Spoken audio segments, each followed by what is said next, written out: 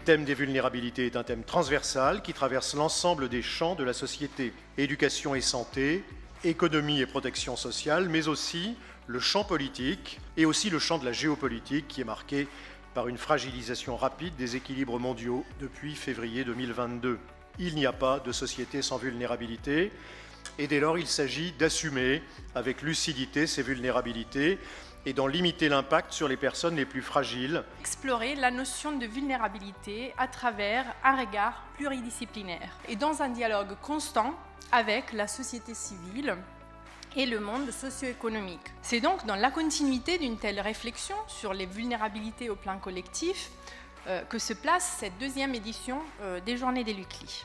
Tant des crises, tant d'espérance. Quel moteur des reconstructions pour nos sociétés. Ces journées ouvrent sur l'espérance de reconstruction et l'identification de lieux et de méthodes de résilience.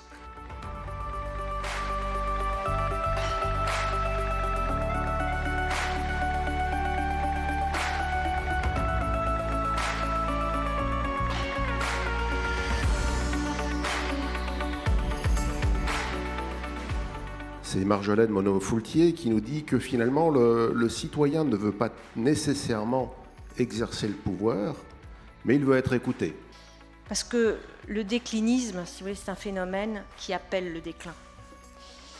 Ça consiste à déplorer un déclin qui est souvent une nostalgie du passé, c'était mieux avant. Bon. Et donc induire que le déclin, finalement, c'est inéluctable. Et donc ça entraîne quoi ? Ça entraîne la soumission, et ça entraîne la résignation. C'est sans issue. Et par conséquent, lutter contre le déclinisme, c'est un rempart.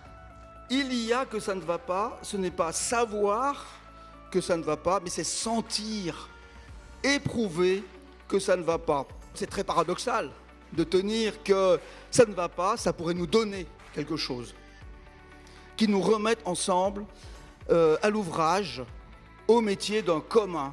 Vulnérabilité des hommes et des femmes de notre temps, vulnérabilité de nos valeurs, vulnérabilité de nos systèmes de protection sociale, de notre système de santé, de nos services publics, vulnérabilité de nos démocraties, de nos économies, vulnérabilité de notre continent, vulnérabilité de notre jeunesse, de notre planète et peut-être et sans doute même de notre espèce. Nous parlons là de vie, de cicatrices, d'attachements, de relations. Lorsque nous ressentons de la vulnérabilité, nous avons conscience du caractère hautement précieux de ce qui est menacé. Se reconnaître vulnérable, c'est affronter le réel et donc faire preuve de courage.